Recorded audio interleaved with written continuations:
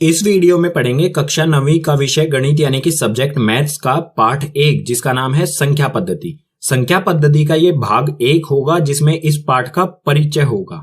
परिचय यानी कि जो पार्ट 1 है इसमें किस किस तरह के क्वेश्चन आएंगे हमारे सामने, उनको किस किस तरह से सोल्व करना है, किस पर कौन सा फॉर्मूला अप्लाई करना है, ये सारी चीजें। तो पार्ट 1 के कुल 8 भाग हो गए। भाग 1 में हम परिचय करेंगे यानी कि इसी भाग में। भाग 2 में हम एक्सरसाइज 1.1 के सभी क्वेश्चन, इसी तरह से भाग 3 में एक्सरसाइज 1.2 के सभी क्वेश्चन, भाग 4 में एक्सरसाइज 1.3 के सभी क्वेश्चन, इसी तरह से कुल 8 भाग बनाए जाएंगे। 8 भाग जरूर देखना है, उसमें मैं आपको कुछ इंपॉर्टेंट क्वेश्चन कराऊंगा और आपको कुछ घर के लिए काम भी दूंगा। जो क्वेश्चन भाग 8 में कराए जाएंगे वो काफी इंपॉर्टेंट होंगे, वो आपके एग्जाम में आने के पूरे चांसेस हैं। तो भाग 1 यानी परिचय को शुरू करते हैं। पाठ का नाम है संख्या पद्धति, जिसमें संख्याओं की बात की गई है। तो ये समझ लेते हैं संख्या किस किस प्रकार की होती हैं और कौन कौन सी होती हैं। संख्याओं में सबसे पहले आता है प्राकृतिक संख्याएं। इंग्लिश अल्फाबेट का कैपिटल एन से इन्हें प्रदर्शित किया जाता है। और प्राकृतिक संख्याएं क्या होती हैं? यह संख्याएं 1 से अनंत तक होती हैं। अगर हम गिनती गिनना शुरू कर दें, 1 से लिखना शुरू कर दें, 1 2 3 4 5, इस तरह से जहां तक भी गिनती होती है वहां तक सभी संख्याएं प्राकृतिक संख्याएं होंगी। अगर 1 से शुरू करें अनंत तक तो सभी संख्याएं प्राकृतिक संख्याएं होंगी। दूसरा है पूर्ण संख्याएं। पूर्ण संख्याओं को इंग्लिश अल्फाबेट के W से प्रदर्शित किया जाता है। ये क्या होती हैं? यह संख्याएं 0 से अनंत तक होती हैं। पूर्ण संख्याएं 0 से शुरू होती हैं। अगर हम इन्हें लिखेंगे तो ये कुछ इस तरह से होगी, 0 1 2 3 4, इसी तरह से ये भी अनंत तक होती है। आप यहां पर देखो, अगर प्राकृतिक संख्याओं में आगे हम 0 लगा दे तो ये क्या बन जाएंगी? पूर्ण संख्याएं बन जाएंगी। पूर्ण संख्याएं जो 0 से अनंत तक होती हैं। आगे है पूर्णांक। पूर्णांक को इंग्लिश अल्फाबेट के Z से प्रदर्शित किया जाता है। और पूर्णांक क्या होते हैं? सभी पूर्ण संख्याएं तथा ऋणात्मक संख्याएं 0 के साथ मिलकर पूर्णांक बनाती हैं। पूर्णांक में सभी पूर्ण संख्याएं आ जाती हैं, धनात्मक और ऋणात्मक दोनों संख्याएं आ जाती हैं, और 0 भी आ जाता है। अगर हम इनको लिखेंगे तो ये कुछ इस प्रकार से होगा, बीच में आएगा यहाँ पर 0, इस तरफ बढ़ेंगे तो यहाँ पर आएगा 1 2 3 4 और ऐसे ही अनंत तक। और बाईं ओर यानी कि लेफ्ट साइड में अगर हम आएंगे तो ये आएगा -1, उसके बाद -2, उसके बाद -3, इसी तरफ भी अनंत में, दोनों तरफ अनंत होगा। 0 के इस साइड भी अनंत तक और 0 के इस साइड भी अनंत तक होगा। ये ऋणात्मक होंगी और इस तरफ धनात्मक होंगी। पूर्णांक जो है वो 2 तरह के होते हैं। धनात्मक पूर्णांक जो कि जमा वाले होते हैं, 0 से राइट साइड में यानी कि दाईं तरफ होते हैं। और ऋणात्मक पूर्णांक जो कि 0 से बाईं तरफ यानी कि लेफ्ट साइड में होते हैं। घटा वालों को कहा जाता है ऋणात्मक, और जमा वाले जो पूर्णांक है उन्हें कहा जाता है धनात्मक पूर्णांक। संख्याओं के प्रकार में आगे है अभाज्य संख्याएं। अभाज्य संख्याएं क्या होती हैं? 1 से बड़ी वे प्राकृतिक संख्याएं जो 1 या स्वयं के अलावा किसी और से विभाजित ना हो। ऐसी प्राकृतिक संख्याएं जो 1 से तो बड़ी हों और 1 और खुद से ही विभाजित हों, यानी कि 1 के पहाड़े में और खुद के पहाड़े में ही आए, ऐसी संख्याओं को कहा जाता है अभाज्य संख्या। उदाहरण दे देता हूं, जैसे 2 क्या होता है? 1 के पहाड़े में आता है, या फिर 2 सिर्फ 2 के खुद के पहाड़े में ही आता है। इसी तरह से हो जाएगा 3 भी क्या है? 1 के पहाड़े में आएगा या फिर खुद 3 के पहाड़े में आएगा। 3 के बाद जो हमारी अभाज्य संख्या आती है वो होती है 5, उसके बाद 7, उसके बाद 11। आप इन सभी संख्याओं को देखें, ये 1 के पहाड़े में आएंगी या फिर ये खुद के पहाड़े में आएंगी। 5 जो है वो या तो 1 के पहाड़े में आएगा या खुद के पहाड़े में आएगा। तो ऐसी संख्याएं जो 1 के या खुद के पहाड़े में ही आती हैं उन संख्याओं को कहते हैं अभाज्य संख्याएं। संख्याओं के प्रकार में अगला है भाज्य संख्याएं। भाज्य संख्याएं क्या होती हैं? 1 से बड़ी वे प्राकृत संख्याएं जो 1 या स्वयं के अलावा किसी और से विभाजित हो जाएं। ऐसी प्राकृत संख्याएं जो 1 से तो बड़ी हों और 1 या फिर खुद के अलावा भी और किसी के पहाड़े में जो आती हों, ऐसी संख्याओं को कहते हैं भाज्य संख्याएं। या फिर हम ये भी कह सकते हैं, अगर प्राकृत संख्याओं में से अभाज्य संख्याओं को निकाल दिया जाए तो बचेंगी सारी भाज्य संख्याएं। उदाहरण दे देता हूं, जैसे हो गया 4 किस किस के पहाड़े में आता है? 1 के पहाड़े में आता है, 4 के पहाड़े में आता है और 2 के पहाड़े में भी तो आता है ना 4।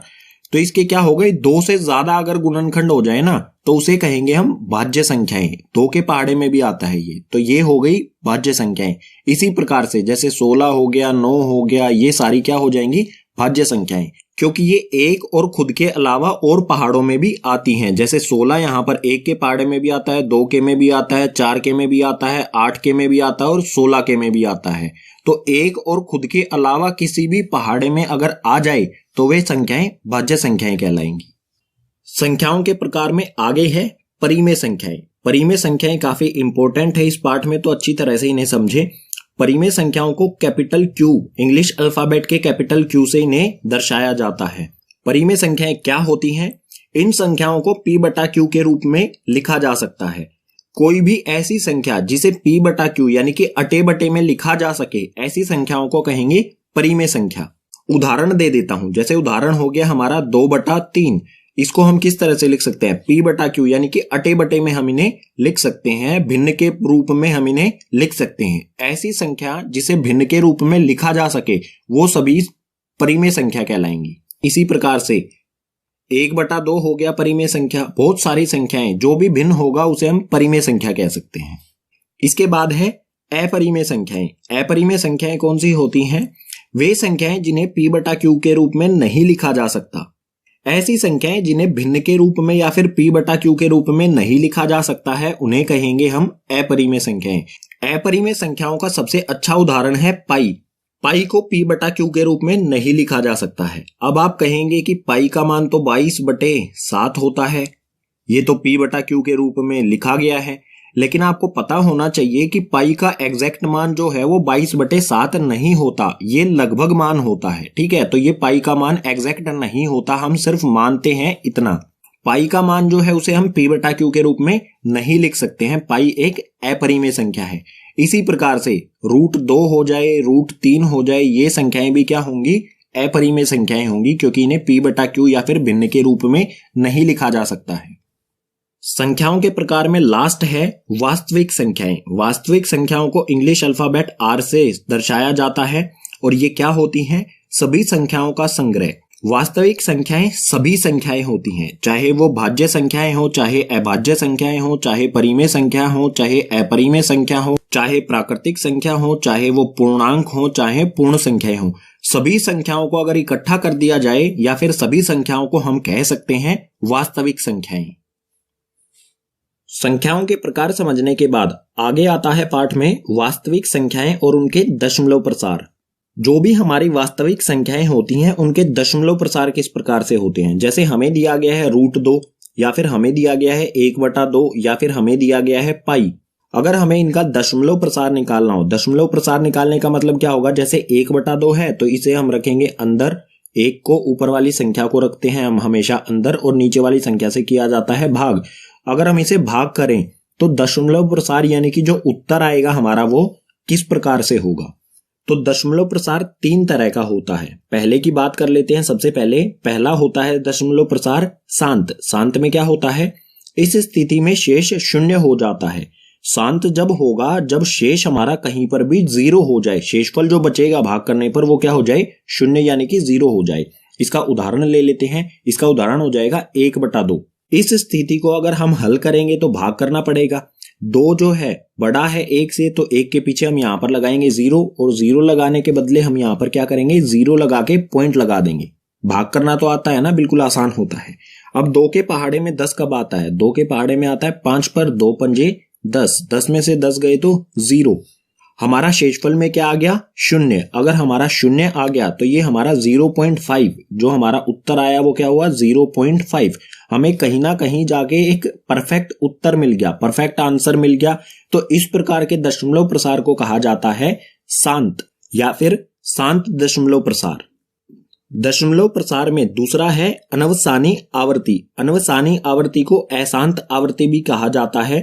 क्यों कहा जाता है ये समझेंगे। तो ये क्या होता है? इस स्थिति में शेष की पुनरावृत्ति होती है। जैसे पहले वाली स्थिति में शेषफल 0 आ गया, लेकिन अशांत आवृत्ति या अनवसानी आवृत्ति में क्या होता है? जो शेषफल होता है बार बार वही रिपीट होता रहता है। एक के बाद मतलब कुछ स्टेप्स के बाद वही शेषफल हमारे सामने फिर से आ जाएगा। उदाहरण ले लेते हैं। उदाहरण हो जाएगा 1/3। इस स्थिति को अगर हम हल करेंगे तो 1 को रखेंगे हम अंदर और भाग करेंगे 3 से। 1 छोटा है 3 से, तो 1 के पीछे यहां पर लगाएंगे हम 0 यानी कि 0 और यहां पर लगा देंगे, क्योंकि हमने यहाँ पर 0 लगाई है तो यहाँ पर भी हमें 0 लगानी होगी। अब 3 के पहाड़े में 10 नहीं आता है, 10 से कम आता है 9 3 पर, तो 3 तिया यहाँ पर हो जाएगा, 3 को 3 से गुना करेंगे हो जाएगा यहाँ पर 9। फिर से हमारा क्या बच गया 1। यहाँ पर भी क्या था, यहाँ पर भी 1 था, फिर से 1 आ गया। अगर हम इसको आगे फिर से हल करेंगे तो हमें आगे शेषफल में भी फिर से क्या मिलेगा, 1 ही मिलेगा। जैसे फिर से करते हैं, हम पॉइंट लगा चुके हैं तो 1 0 अपने आप से लगा सकते हैं। फिर से 3 के पहाड़े में 10 नहीं आता है, 3 के पहाड़े में 3 पर 9 ही आता है। फिर से हमें क्या मिल गया, शेषफल में 1 मिल गया। इसको आगे जैसे जैसे हम हल करते जाएंगे हमेशा शेषफल में हमें क्या मिलता जाएगा, 1 1 मिलता जाएगा। तो हमारा इसका उत्तर जो आया है वो क्या है, 0.3333। ये ऐसे ही चलता रहेगा आगे, कभी भी इसका हल हमें नहीं मिलेगा, ये हमेशा 0.333333 अनंत तक मिलता रहेगा। तो इसको लिखा कैसे जाएगा, इसको लिखा जाएगा कुछ इस प्रकार से 0.3। जो भी रिपीट क्या हो रहा है, बार बार पुनरावृत्ति किसकी हो रही है, 3 की हो रही है, तो उसके ऊपर लगा देते हैं बार। इसके ऊपर मैंने ये लाइन सी जो लगाई है इसे कहा जाता है बार। और ये क्या होता है, ये दर्शाता है कि 3 जो है उसकी पुनरावृत्ति हो रही है। ऐसी स्थिति जिसमें शेषफल बार बार वही आता रहे, एक ही बार बार रिपीट होता रहे, तो ऐसी स्थिति का जो दशमलव प्रसार होगा वो अशांत आवृत्ति होगा या फिर अनवसानी आवृत्ति, जैसा आप यहाँ पर देख सकते हैं। दशमलव प्रसार का तीसरा प्रकार है अनवसानी अनावृत्ति। इसको अशांत अनावृत्ति भी कहा जाता है। ये क्या होता है, इस स्थिति में शेष की पुनरावृत्ति नहीं होती, ना तो शेष जो है वो बार बार वही रिपीट होके आएगा और ना ही कभी शून्य आएगा। ऐसी स्थिति में जो हमारा दशमलव प्रसार आएगा उस दशमलव प्रसार को कहा जाएगा अशांत अनावृत्ति या फिर अनवसानी अनावृत्ति। इसका उदाहरण ले लेते हैं, उदाहरण हो जाएगा √2 या फिर पाई। √2 को अगर हम बाहर निकालेंगे रूट से तो ये कुछ इस प्रकार से आएगा 0.4142। कुछ भी इसमें जो है रिपीट नहीं होगा, हमेशा कुछ ना कुछ नया मिलेगा। जो शेषफल है वो कभी भी एक जैसा नहीं आएगा। ये इस प्रकार से चलता जाएगा, इसमें कभी भी ऐसी स्थिति नहीं आएगी जैसी इसमें आई है कि 3 जो है वो बार बार रिपीट होगा, जिसके ऊपर हम बार लगा सकते हैं। तो इस प्रकार के दशमलव प्रसार को कहेंगे हम अशांत अनावृत्ति। दशमलव प्रसार के बाद समझ लेते हैं घातांक नियम। घात क्या होती है, जैसे ये 2 है, 2 के ऊपर यहां पर हमने 3 लिखा है, ये जो 3 है ये इसकी पावर होती है। इस 3 को ही कहा जाता है घात, जो भी लगी होती है। यहाँ पर 3 जरूरी नहीं है, 4 5 कुछ भी हो सकता था। तो इस घात का अर्थ होता है 2 आपस में ही 3 बार गुना है। जितनी भी यहाँ पर घात यानी कि पावर, इसे पावर भी कहते हैं, तो जितनी भी यहाँ पर पावर या घात होगी इसका मतलब हो जाएगा 2 गुना में 2 गुना में 2। 2 आपस में ही 3 बार गुना होगा। ये 8वीं क्लास में भी पढ़ा होगा आपने।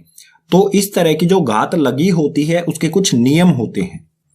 इसमें सबसे पहला नियम है a की पावर m बिंदु a की पावर n।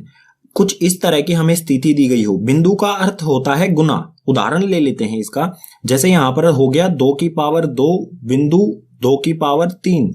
ये किस प्रकार से हो गया, यहां पर a दोनों चीजें a हैं, तो यहां पर भी हमने 2 2 ले लिया। यहां पर m है, यहां पर n है, m का मान हो गया 2 और n का मान हो गया 3। तो इस प्रकार की स्थिति में क्या होता है, जब a की पावर m गुना में a की पावर n हो, अगर गुना में होगा a आपस में, तो पावर जो होती है, घात जो होती है वो जुड़ जाती हैं। तो यहां पर क्या होगा, 2 की पावर क्या हो जाएगी, 2 की पावर 2 जमा में 3। यहां पर ये दोनों जो पावर हैं या फिर घात हैं ये आपस में जुड़ जाएंगी और हमारा उत्तर आ जाएगा 2 की पावर 5। और 2 की पावर 5 का अर्थ क्या होता है, इसका अर्थ होता है 2 गुना में 2 गुना में 2 गुना में 2 गुना में 2। आपस में ही 2 5 बार गुना हो जाएगा और इसका जो उत्तर आएगा वो हो जाएगा हमारा 2 दूनी 4, 4 दूनी 8, 8 दूनी 16, 16 दूनी 32। उत्तर आ जाएगा हमारा 32। कभी भी इस प्रकार की स्थिति हो जहां पर गुना हो रहे हो तो वहां पर क्या होगा, पावर यानी कि घात आपस में जुड़ जाएगी। अब है दूसरा नियम। दूसरे नियम में हमें यहां पर दिया है ब्रैकेट के अंदर a की घात m यानी कि a की पावर n और उसके बाद ब्रैकेट की पावर दे रखी है n। तो इस स्थिति में क्या होगा, m और n आपस में गुना हो जाएंगे। यहां पर mn दिख रहा है तो ये a की पावर mn यानी कि mn आपस में गुना हो गए। तो इसका भी एक उदाहरण ले लेते हैं। यहां पर है 2 की पावर 3 ब्रैकेट और ब्रैकेट की पावर है 2 की पावर 2। तो ये हो गया आपस में। इसका उत्तर क्या आएगा, यहाँ पर जो भी ब्रैकेट के बाहर और अंदर वाली घात है यानी पावर है ये आपस में हो जाएंगी गुना। तो ये हो जाएगा 2 की पावर 3 को 2 से गुना करेंगे 3 दूनी 6, तो 2 की पावर हो जाएगी 6 और 2 की पावर 6 का मतलब क्या होगा 2 गुना में 2 गुना में 2 गुना में 2 गुना में 2 गुना में 2, 6 बार आपस में 2 गुना हो जाएगा और इसका उत्तर आएगा 2 को 6 बार आपस में ही गुना करेंगे तो आ जाएगा 64। तीसरी स्थिति में a की पावर m बटे में a की पावर n है, यानी कि ये क्या है भाग में है। अगर भाग में होते हैं तो जो घात है वो घटती है, एक घात में से दूसरी घात घट जाएगी। उदाहरण ले लेते हैं, जैसे हमें दिया है 2 की पावर यहां पर 4 बटे में 2 की पावर यहां पर 2, तो ये क्या हो जाएगा 2 की घात 2 यहां पर आ जाएगा कॉमन, और जो घात है ऊपर वाली घात यानी कि m में से नीचे वाली घात माइनस हो जाएगी, घट जाएगी। तो यहां पर ऊपर वाली घात है 4, नीचे वाली है 2, तो यहां पर 4 में से 2 को घटा देंगे तो उत्तर आएगा हमारा 2 की घात 2। 4 में से 2 घटाने पर ये घात आ जाएगी 2। 2 की घात 2 होती है 2 गुना में 2, यानी कि उत्तर आ गया हमारा 4। घातांक का चौथा नियम हमें यहां पर दिया गया है। यहां पर आप ध्यान से देखें, a की पावर m यानी कि a की घात m और b की घात m, यहां पर घात बिल्कुल बराबर है, दोनों जगह m है, लेकिन यहां पर a और b जो हमारी संख्याएं हैं ये अलग अलग हैं। तो इस स्थिति में क्या होगा, संख्याएं दोनों आपस में गुना हो जाएंगी और जो घात होगी वो कॉमन बाहर आ जाएगी। इसका भी एक उदाहरण ले लेते हैं, जैसे यहां पर है 2 की पावर 2 और गुना में 3 की पावर 2।